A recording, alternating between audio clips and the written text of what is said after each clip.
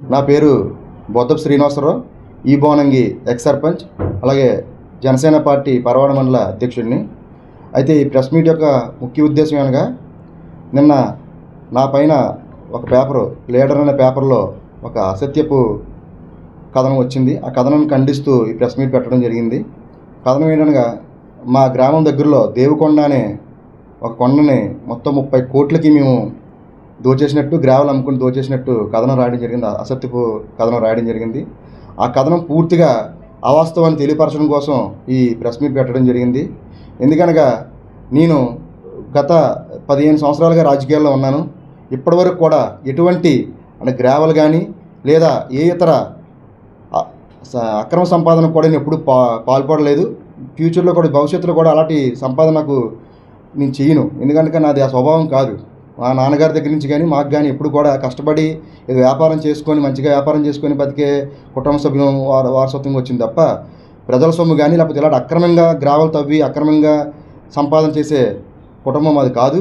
అలాగే నా వ్యక్తిత్వం అసలు అలాంటిది కూడా కాదు. మీ అందరూ కూడా చాలా వరకు ఇందులో నా గురించి తెలుసు. కానీ నిన్న లీడర్ పేపర్ వారు మరి ఎవరు ఇన్ఫర్మేషన్ ఇచ్చారు, ఎక్కడ వాళ్ళు ఇన్ఫర్మేషన్ తీసుకున్నారో తెలియదు, కానీ పూర్తిగా రాసిన కథనం అనేది పూర్తిగా అవాస్తవం. ఎందుకంటే ఆయన మా ఫొటోస్తో పాటు అక్కడ క్వారీ ఫోటో పెట్టడం జరిగింది. ఆ క్వారీ అనేది 2024కు ముందు బూడి ముత్యాలవాడ అబ్బాయి బూడి వెంకటేష్ గారు ప్రారంభించిన క్వారీ. అది మనకు సంబంధం లేని క్వారీ. అది ఆ క్వారీ ఫోటో పెడుతూ మేము ఆ క్వారీ మొత్తం మేము తవ్వేసినట్టు కథనం రాయడం జరిగింది. అయితే అది 2024కు ముందు ఏపీఐఏసీ వారు సైట్ లెవెలింగ్ కోసం అని చెప్పి ఈ బూడి ముత్యాల గారి అబ్బాయికి కాంట్రాక్ట్ ఇస్తే ఆయన మైనింగ్ పర్మిషన్ తెచ్చుకొని 24, 25లో కూడా సగం వరకు కంటిన్యూ చేయడం జరిగింది. అప్పుడు తవ్విన క్వారీ తప్ప ఈ రీసెంట్గా కానీ ఈ 2 సంవత్సరాలు కానీ తవ్వింది కాదు అది. అయినా ఈ కథనం మరి వాళ్ళకి రాంగ్ ఇన్ఫర్మేషనా, లేదా ఆ క్వారీ మీద ఎప్పుడైనా ఎంక్వైరీ జరిగితే ఆ బూడి ముత్యాల గారి అబ్బాయిని, బూడి వెంకటేష్ని కాపాడడానికి ముందుగానే కథనంగా రాసిందా, లేదా తప్పుడు ఇన్ఫర్మేషన్ రాసిందా అనేది వాళ్ళు ఒకసారి పునరాలోచన చేసుకోవాలి.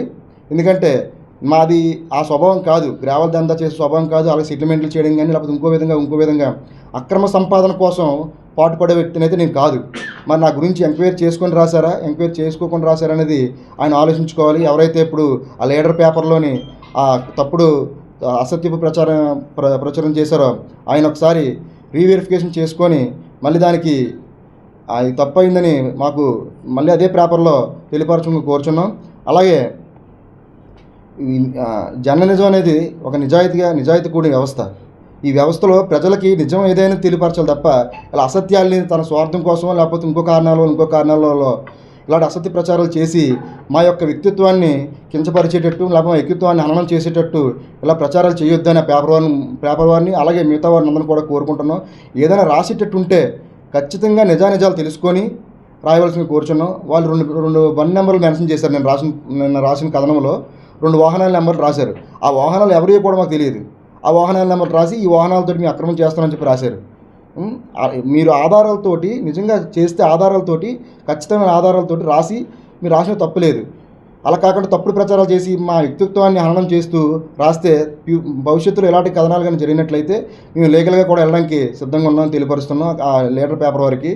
అదేవిధంగా ఇప్పుడు ఏదైతే నన్ను ఫొటోస్ పెట్టి క్వారీ ఫోటో పెట్టారో అది మా అధికారులకు, జిల్లా యంత్రాంగానికి కూడా నేను తెలియపరుస్తుంది కనుక ఈ ప్రెస్ మీట్ పరంగా ఆ క్వారీ పైన ఎప్పుడు ప్రారంభించారు, ఎంత క్వాంటిటీకి మీరు మైనింగ్ పర్మిషన్ ఇచ్చారు, ఎంత తవ్వారు, ఎవరెవరు తవ్వారు అనేది పూర్తి విచారం చేసి ఆ క్వారీ ఎవరైతే తవ్వారో వాళ్ళని చర్యలు తీసుకోవాల్సిందిగా మనం చేసుకుంటున్నాను.